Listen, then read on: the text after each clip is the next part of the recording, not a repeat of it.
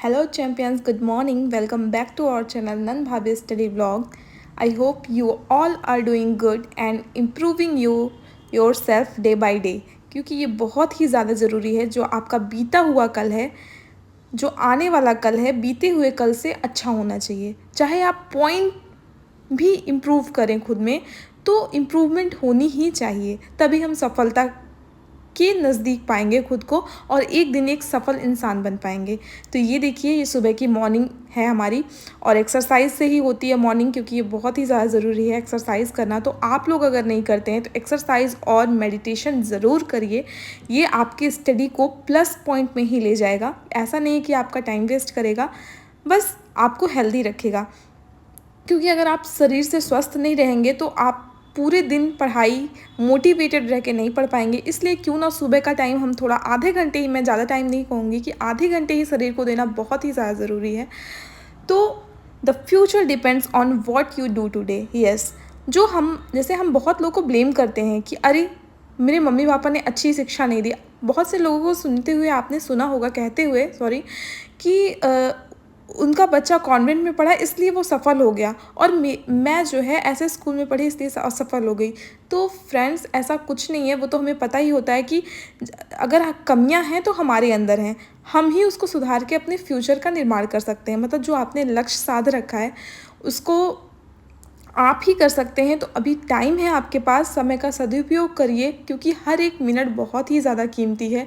जब ये समय निकल जाता है ना, तब हमें याद आता है कि काश हमने मेहनत कर ली होती। पर टाइम कभी वापस नहीं आता, इसलिए अपना हर एक मिनट का उपयोग करिए और इधर उधर मत जाने दीजिए। क्योंकि जो ये टाइम पीरियड होता है ना कंपटीशन का, वैसे मैं अभी बता देती हूँ आपको कि मैं आज किस बारे में बात करने जा रही हूँ। आज मैं बताने जा रही हूँ कि कंपटीशन की तैयारी कैसे करें। बहुत सारे लोगों का हमारे चैनल पे कमेंट्स आता है कि क्लासेस ले रहे हैं ऑनलाइन वगैरह और हो नहीं पा रहा है, टाइम नहीं मैनेज हो पा रहा है, सेल्फ स्टडी का टाइम नहीं मिल रहा है। उसके लिए आपको क्या करना है, यही सब बातें आज हम करेंगे। तो आपको क्या करना है उसके लिए मैं बताऊँगी कि स्टडी कैसे करनी है। तो बहुत सारे लोग जो है रात में प्रेफर करते हैं स्टडी, बहुत सारे लोग दिन में, सुबह का टाइम। तो मैं आपको बताना चाहती हूँ, आप अगर नाइट पर्सन हैं तो थोड़ा सा चेंज लाइए अपने अंदर। सुबह पढ़ के देखिए, 4 बजे उठिए, ब्रह्म मुहूर्त में उठिए और करके देखिए। आप सबसे पहले उठिए तो फ्रेशअप वगैरह हो के आधे घंटे टाइम लगेगा। उसके बाद अपना आधा घंटा टाइम आपको देना है सिर्फ रिवीजन पे। रिवीजन क्या करते हैं हम लोग ऐसा रखते हैं कि एक वीक पढ़ा, उसके बाद वीक के एंड में हम रिवीजन करते हैं। वीक में संडे को हम रिवीजन को दे देते हैं, पर आपको ऐसा नहीं करना है। अगर आप वीकली रिवीजन करते हैं, उससे क्या होगा, एक बर्डन सा बन जाता है और वो अच्छे से प्रिपेयर भी नहीं हो पाता है।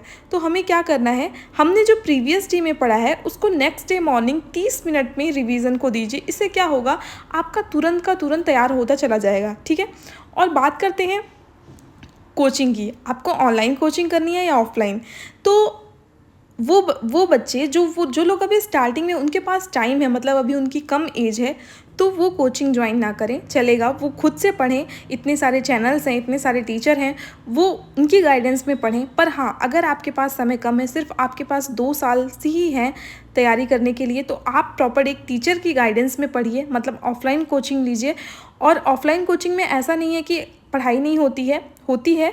जब आपको एक टीचर का गाइडेंस मिलता है ना, तो आपकी पढ़ाई काफ़ी अच्छी तरीके से होती है। क्योंकि वहाँ पे क्या होता है, टेस्ट वगैरह होते हैं, तो उस टेस्ट में हमें अच्छा करना होता है। और जब हम ऐसा कुछ मोटिव रख के नहीं पढ़ते हैं, जैसे आप डेली पढ़ रहे हैं, ठीक है, तो उसमें भी क्या करना है, आपको ईमानदारी दिखानी है।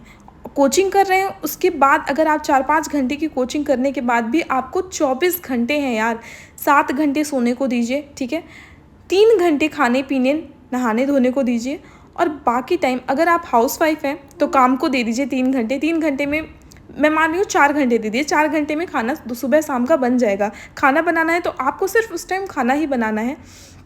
पूरा फोकस करिए और जल्दी से जल्दी अपना काम निपटाने का प्रयास करिए। ये मत सोचिए खाना बहुत टेस्टी बनना चाहिए। अपने जो आपका दिन है, पूरे वीक में एक दिन स्पेशल डिश को रख दीजिए, उसके बाद आप डेली नॉर्मल खाना बनाइए। क्योंकि ऐसा नहीं है कि आप डेली अच्छा खाना भी खा लें और पढ़ाई भी आपकी अच्छी हो जाए। तो हर चीज़ पॉसिबल नहीं है। समय के अनुसार चीज़ों को रखिए और सादा भोजन करिए, सादा भोजन बनाइए। और अगर आप मॉम हैं तो बच्चे को तो टाइम देना ही पड़ेगा आपको, बच्चे के लिए भी टाइम डिवाइड करिए। इस तरह अपने 24 घंटे को डिवाइड करिए, ठीक है। और जब आप एक दिन इस प्लान को बना लेंगे ना, और उसके बाद इस प्लान पे काम करिए और देखिएगा आप ज़रूर उस पर। लेकिन ये कहूँगी कि अपने टाइम टेबल को इतना रिजिड मत बनाइएगा कि आप खुद ही ना कर पाएँ, क्योंकि अगर आप उस टाइम टेबल को फॉलो नहीं कर पाएंगे ना तो आप डीमोटिवेट हो जाएंगे। और मोटिवेशन के लिए मैं ये कहूँगी कि बहुत सारे लोग ऐसा होता है कि मोटिवेशन के लिए वीडियोज़ देखते हैं, वीडियोज़ देख के आप कितना ही मोटिवेट होते हैं, 2 घंटे, 6 घंटे या पूरे दिन, पर नेक्स्ट डे तो आप फिर आपकी जो दैनिक दिनचर्या है फिर आप उसी पे आ जाते हैं, फिर आप डीमोटिवेट हो जाते हैं, फिर आप लोगों की बातों को सुनने लगते हैं। तो आपको क्या करना है, इंटरनली मोटिवेट होना है, मतलब अंदर से आपको बस आपका जो लक्ष्य है आपको उसके बारे में दोहराना है। और हाँ, अपने जो पूरा दिन बीता है 24 घंटे आपके, उसमें जो आपकी ड्रीम लाइफ है उसके बारे में सोचना है। आपको मैंने प्रीवियस वीडियो में मैनिफेस्टेशन के बारे में बताया है, आपको उसको डेली करना है, मतलब 10 मिनट ही दीजिए और ऐसा उस 10 मिनट को ऐसा आप जिए कि हाँ आप वही लाइफ एक्सप्लोर कर रहे हैं। अगर आप टीचर बन रहे हैं तो टीचर एकदम टीचर की तरह बिहेव करिए अपने घर में, और ऐसा करिए आपको काफ़ी खुशी मिलेगी और आप मतलब काफ़ी अच्छे से अपनी पढ़ाई को कर भी पाएंगे। और अब बात करते हैं मेडिटेशन की। मेडिटेशन बहुत ही ज़्यादा हेल्पफुल है। मैं यही कहूँगी, आपके पास टाइम नहीं है तो सिर्फ ओम का जाप कर लीजिए। आप 10 बार ओम का जाप करिए, या फिर ओम सरस्वती नमः। आप किसी भी रिलीजन से बिलोंग करते हो, आपकी जिस भी गॉड में आस्था हो, उन्हीं भगवान को याद करिए। पर अगर आप हिंदू हैं तो सरस्वती माँ को याद करिए, क्योंकि आपने सुना ही होगा कि वे ज्ञान की देवी हैं। तो पढ़ाई करने से पहले उनके मंत्र का उच्चारण ओम सरस्वती नमः 10 बार उनको याद करके फिर पढ़ने बैठिए, ताकि आप जो भी पढ़ें ना वो आपके दिमाग में बैठ जाए। ऐसा होता है हम लोग के साथ, चीज़ें हम पढ़ते रहते हैं, भूलते रहते हैं।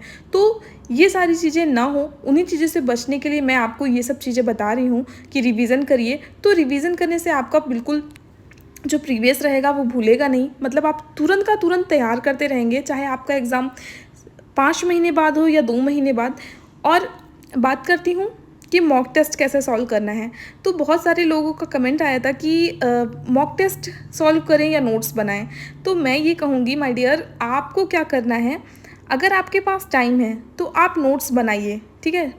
अगर मैं टाइम इन सेंस 6-7 महीने आपके एग्ज़ाम में हैं तो नोट्स बनाइए, अदरवाइज़ आपको नोट्स मत बनाइए। क्योंकि हर एग्ज़ाम का, अगर आपका एग्ज़ाम 1 महीने पहले ही आपको मॉक टेस्ट सॉल्व करने शुरू कर देने चाहिए, और जो पोर्शन आपको वीक लगे उस पर आपको फोकस करना चाहिए। बाकी इजी वाले को छोड़ देना चाहिए। अगर आपसे वो क्वेश्चन हो रहे हैं तो बार बार उसको मत करिए, जो आपसे नहीं हो पा रहा है उस पर ध्यान दीजिए और फुल्ली डेडिकेशन के साथ पढ़ाई करिए, ठीक है।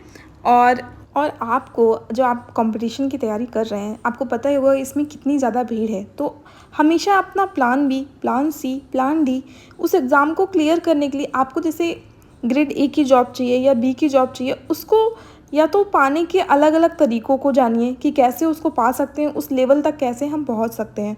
नहीं तो अपना प्लान बी, प्लान सी इसको तैयार रखिए कि बाय चांस अगर हमारा कंपटीशन नहीं होता है तो फिर हमें हारना नहीं है यार। हमारी इतनी अच्छी लाइफ है, उसको हम ऐसे ही नहीं जाने देंगे। हम कहीं ना कहीं, हम जिस फील्ड में अच्छा कर पाएँ, ज़रूरी नहीं है कि आप सिर्फ स्टडी के लिए बने हो सकता है आपका इंटरेस्ट किसी और चीज़ में हो और आप अभी तक जान ना पाए हो। तो आपको अपना प्लान भी हमेशा तैयार रखना है और उस पर भी काम करना है। और आपको सुबह उठ के भगवान को सबसे पहले शुक्रिया करना है कि आपने इस नए दिन को दिया मुझे, और मैं इसको कैसे यूज़फुल बनाऊं। जो कि आपने टू डू लिस्ट एक दिन पहले ही प्रिपेयर कर लेनी है कि आपका नेक्स्ट डे कैसा होने वाला है। आप अपने टाइम के अकॉर्डिंग उस टू डू लिस्ट को बनाइए। ज़्यादा रिजिड टाइम टेबल मत बनाइए कि हाँ आपने 8 घंटे की पढ़ाई कर ली और आपके पास 8 घंटे पढ़ने को बचे ही नहीं हैं। तो जितने घंटे हैं उसमें ही आप ज़्यादातर टाइम आपको पढ़ाई को देना है और चीज़ों को साइड रखना है। ऐसी चीज़ों को लेके चलना है कि जिनकी आवश्यकता बहुत ही ज़्यादा है, उन काम को करिए और बाकी काम को साइड रख के अपना फोकस फुल ऑन स्टडी करिए। सिर्फ अपने इस जर्नी में, जो आपका कंपटीशन का फेज़ है, उसमें सिर्फ 2 साल आपको ऐसे रह के पढ़ना है और अपनी पढ़ाई में बीच बीच में आपको ब्रेक देना ज़रूरी है। ये नहीं कि आप 2 घंटे सिर्फ बैठ के पढ़ते रहे, तो ऐसा करने से आपके दिमाग में कुछ भी नहीं घुसने वाला। आपको बीच में आधे घंटे पढ़िए, पर हाँ, ऐसा पढ़िए वो इतना स्ट्रॉन्ग होना चाहिए कि कुछ भी उसमें से हो कि हाँ, आपको कोई पूछे तो आप उसका आंसर कर ले जाएँ। तो आधे घंटे के बाद 5 मिनट सिर्फ आप इधर-उधर टहल लीजिएगा, जो चीज़ें आपको पसंद है वो कर लीजिए। म्यूज़िक सुन सकते हैं, 5 मिनट फैमिली के बाद पास बैठ सकते हैं, पर हाँ, उस टाइम में आपको ऐसी बातें नहीं करनी है जिससे नेगेटिविटी आए। Thank you for watching, keep supporting us, bye bye, take care.